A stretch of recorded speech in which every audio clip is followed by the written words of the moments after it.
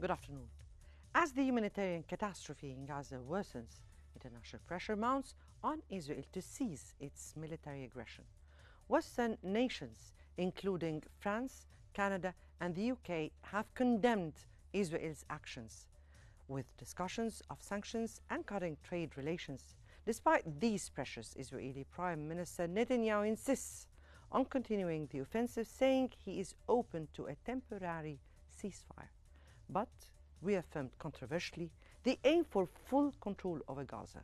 With international condemnation and potential sanctions influence Israel's actions, can global power alleviate the humanitarian crisis in Gaza? Welcome to In Depth.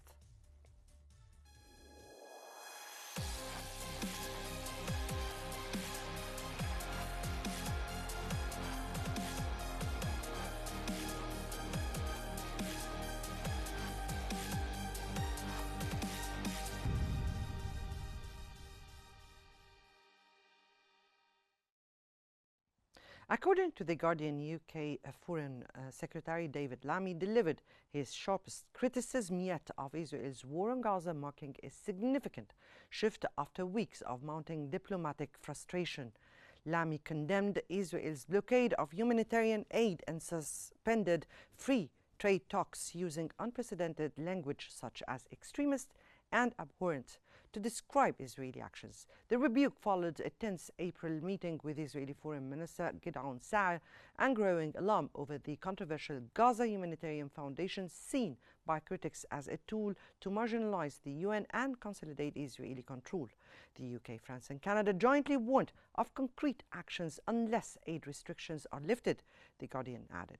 Additionally, EU would be reviewing its trade relation with Israel, reflecting a change in moods. Europe.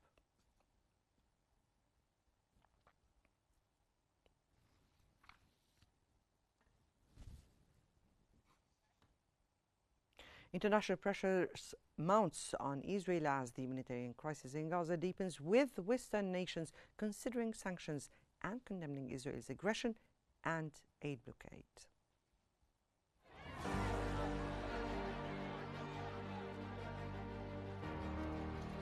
In Gaza, the humanitarian crisis deepens. Despite Israel's stated easing of the blockade, aid trucks remain stranded at the crossings. The UN reports that essential supplies, including food and medicine, have not reached those in need due to Israeli-imposed restrictions. UN spokesperson said no humanitarian aid has been distributed so far in Gaza today, and that the trucks have been parked and waiting for hours.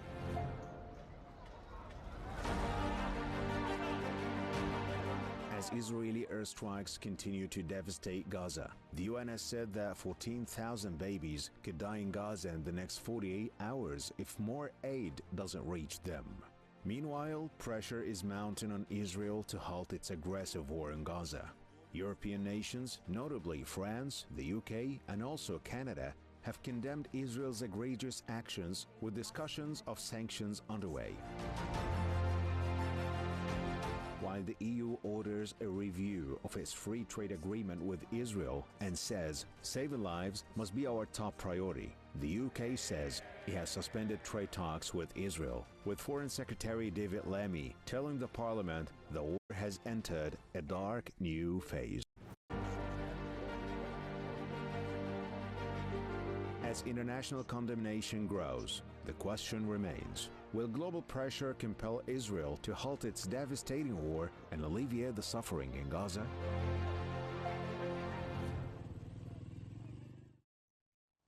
Well, for more analysis, we're joined from Cairo by Mr. Ihab Omar, international and political researcher, and Mr. Mohammed Osman, the international relations specialist.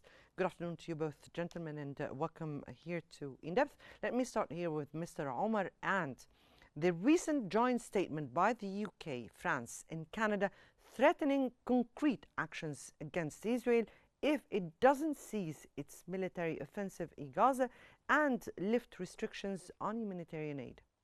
Now, do you see this as a shift in Western policy towards Israel, and how significant is this, and does this indicate a potential realignment in international support?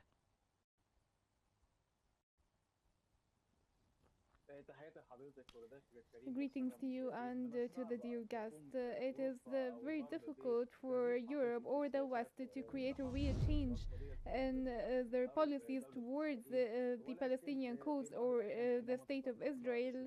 But sometimes when Israel crosses red lines for some parties, and here it is the European Party, these parties intervene to reset the Israeli performance once again. And recently, Israel is no longer listening to Europe, and it's only listening to the United States and President Donald Trump. And now there is disagreements as well.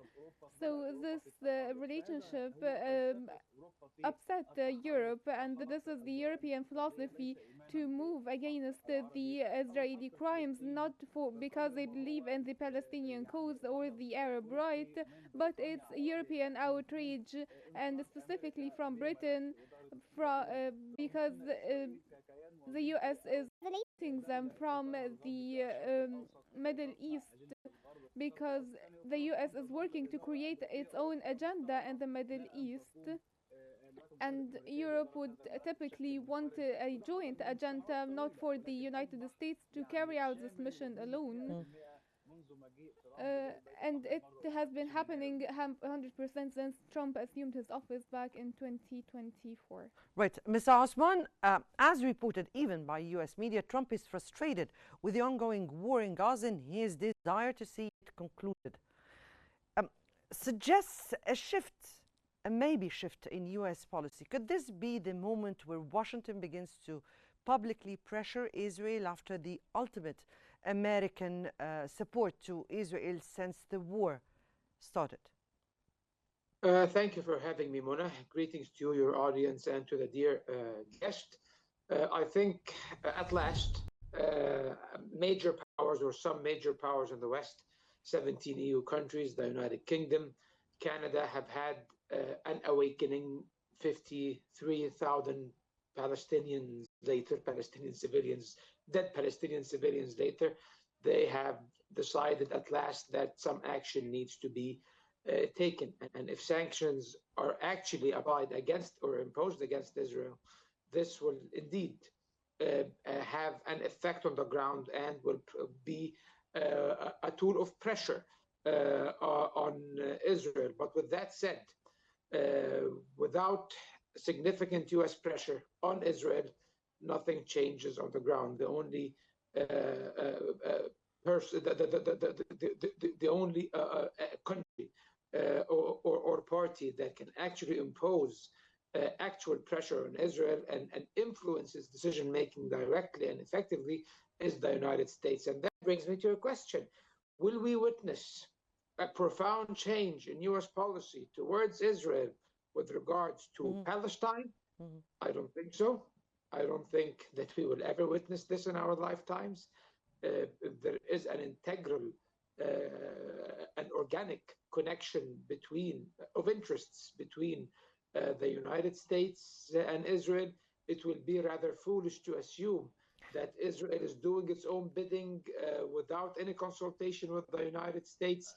It would also be quite naive to assume that anything Israel does is done against the wishes of the United States. There might be some tensions between Netanyahu and Trump with regard to certain issues like Iran, with regards to certain details like the prioritization of the release of detainees. However, the United States never said that it supports a permanent ceasefire in Gaza. It never called upon Israel to withdraw from Gaza. It never abandoned its own calls for the so-called voluntary migration of Gazans, which is basically the ethnic cleansing of the Palestinians from Gaza to other countries. And they are actively doing that. And even with the idea of the entry of aid, they pressured Israel in order to allow aid into the Gaza Strip. However, as you have just mentioned, this so-called Gaza Foundation, humanitarian foundation, is sponsored by the United States. And it will take over the aid distribution in the Gaza Strip from those responsibilities from the UN.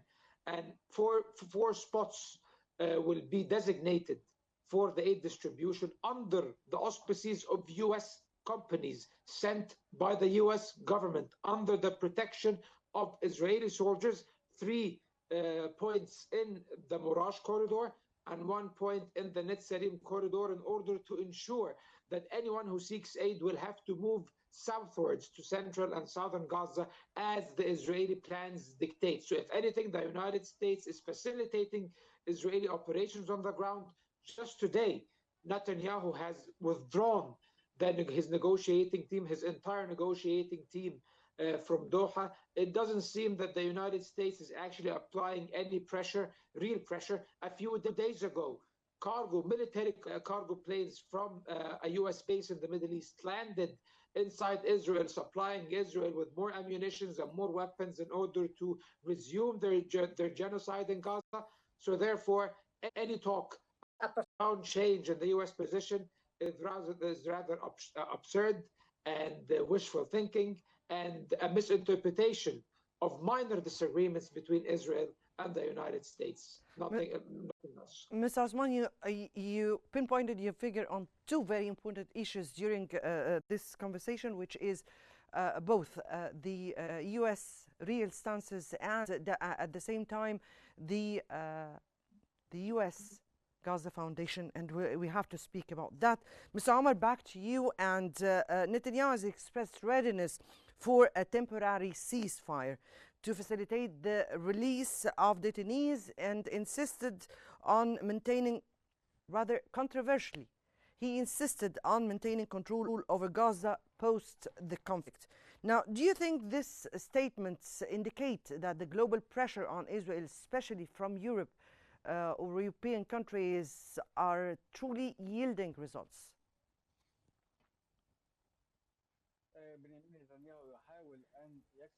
Benjamin Netanyahu is trying to come up with any outcomes, any positive outcomes before ending the war. He's trying to gain any wins, to achieve any wins before a ceasefire agreement is reached.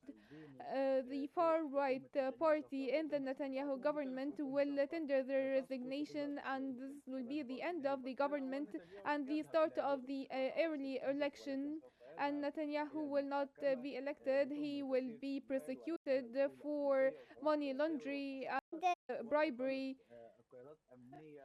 and among other causes, for personal reasons, in addition to the 7th of October attack. And that's why he's trying to portray a new reality, to find an exit or a safe exit. He is reconsidering now, but this is his policy. And eventually Netanyahu will not succeed in his endeavor, and this isn't being optimistic or pessimistic, but these are the findings on the ground. He failed to impose the de facto he wanted to impose, and he failed to have a new reality in Gaza, and consequently he's now declining and reconsidering, but he's taking different steps back, and he will eventually have to accept the truth or the ceasefire agreement, and he will tender his resignation, and we will see early elections in Israel. Remains to be seen, of course. Back to you, Mr. Osman. And you raised the U.S. Gaza Foundation. We have to get back to Netanyahu's statements. And Netanyahu said he was open to a temporary ceasefire, but at the same time, he reaffirmed that the military aims at bringing the entire territory under its control. These are two very controversial statements we're speaking about here. Now, what does this indicate about the current Israeli rhetoric, and how will the U.S. Gaza Foundation act upon such statements?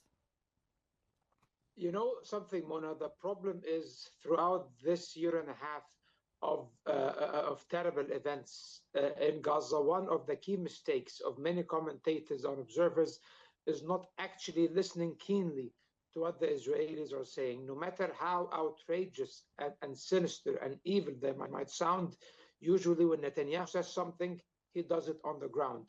When he threatens to do something, he imposes it on the ground, and because he is enabled by the United States in order to do just that. I would love to share the optimism of my colleague and many others. However, I do not possess this sense of optimism yet. My brain refuses to accept it given the current variables on the ground. Israel already occupies about 40% of the Gaza Strip, and per the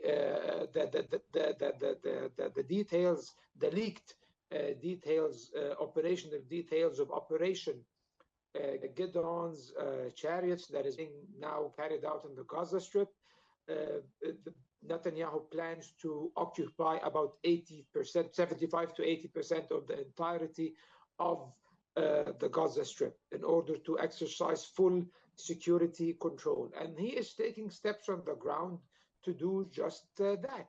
And even he was keeping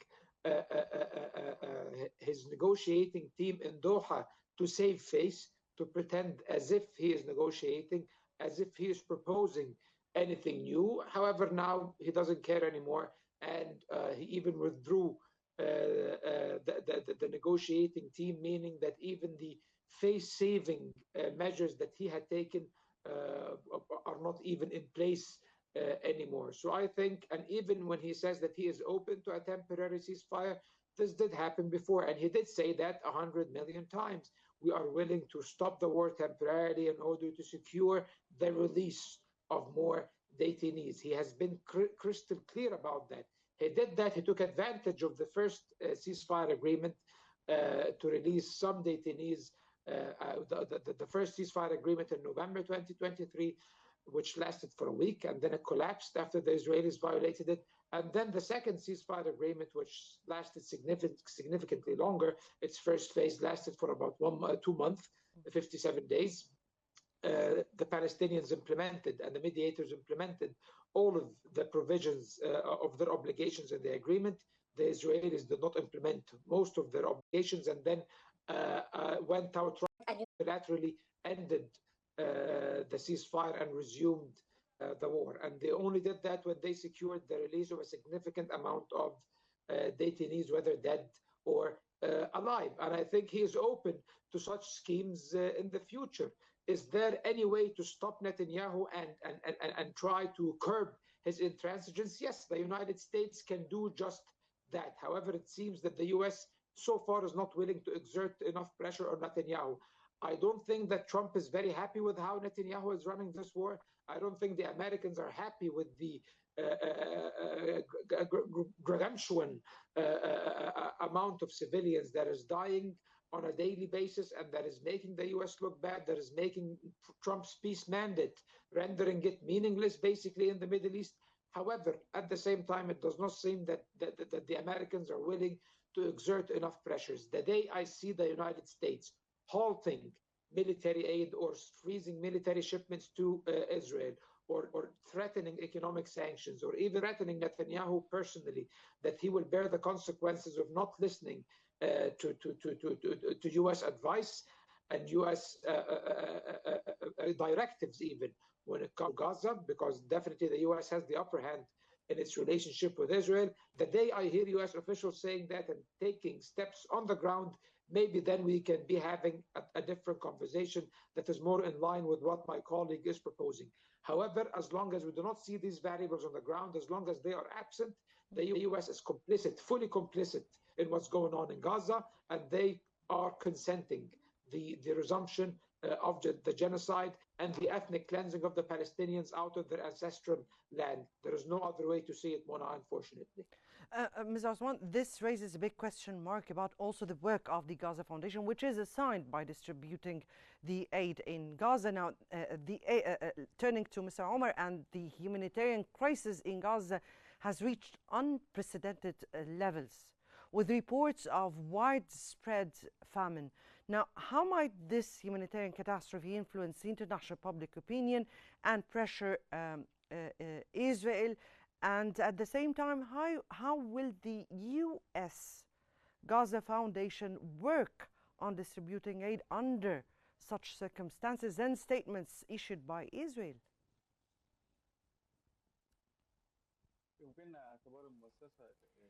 We can consider this the UN humanitarian organization affiliated with the United States is now expired and it's completely out of service after the United Trump decision, and the world is witnessing this starvation or this humanitarian catastrophe, and it is completely silent and not taking any real steps.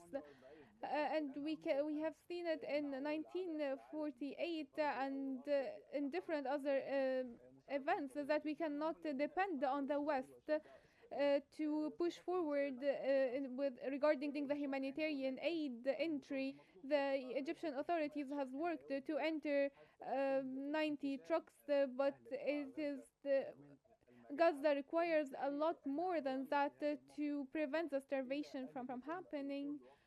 And until a ceasefire agreement is reached, the circumstances will remain deteriorating. The ceasefire agreement is the only solution to prevent the starvation from happening, a complete comprehensive ceasefire, because even a humanitarian aid entry during the war will be to no avail, and the humanitarian aid will not reach those who deserve most. So we cannot talk about stopping the starvation and entering the humanitarian aid without talking about a ceasefire agreement that is permanent, so that the Egyptian authorities can be actually able to enter the sufficient humanitarian aid amounts to the Gaza. Also, I was asking about the work of the U.S. Foundation, the Gaza Foundation, in light of Netanyahu's statements, and also in light of the shooting of a diplomatic mission that we have that was reported before. And I'll get back to you, Mr. Omar, Mr. Ihab Omar, and Mr. Osman. Let me here ask you: the European Union is considering reviewing its association agreement with Israel. That encompasses economic and political relations. What implications could this have for Israel's international standing? It diminishes Israel's international standing. I think this is the first time since the beginning of the Gaza war where Israel is actually at the risk of facing some sort of isolation and bearing some of the consequences of its vile actions. The European Union is one of Israel's largest trade partners. If they proceed and impose actual serious sanctions on Israeli imports, on trade relations with Israel, on even cultural exchanges, including tourism, this will serve to isolate Israel and will increase the domestic public pressure on Netanyahu's government. So I think this is a very serious step. 17 EU countries out of the 27 are open to the idea of sanctions, in addition to Norway, a European country that is not a member of the EU, also the United Kingdom, a European country that is not a member of the EU, and also Canada. So these are countries that have collectively voiced some of the biggest economies in the world and some of the most influential actors in the West, other than the United States, are pushing for